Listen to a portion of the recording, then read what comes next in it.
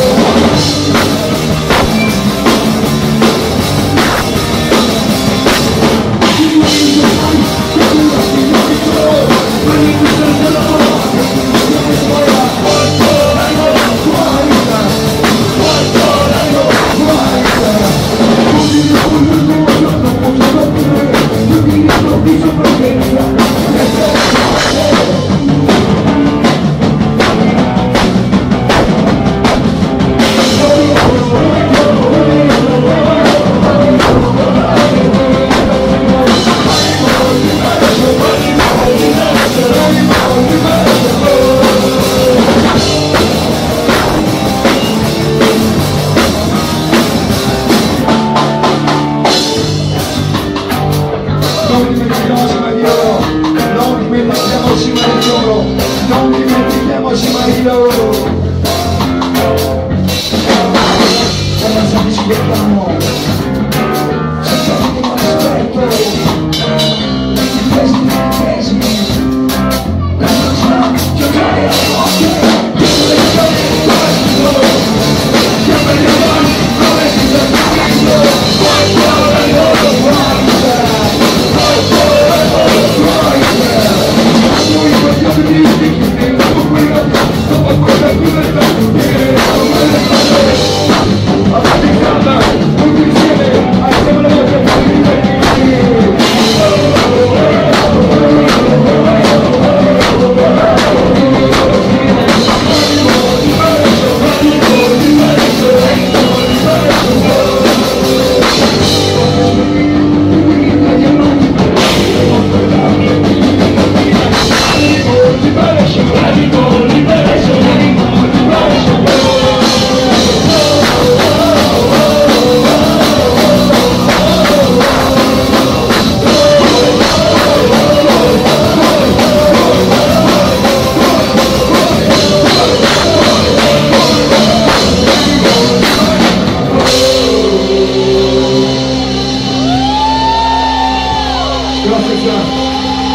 grazie per il animale, lotta per i diritti per gli animali, lotta per i diritti umani, e la lotta è la stessa, questa è la nostra revolution!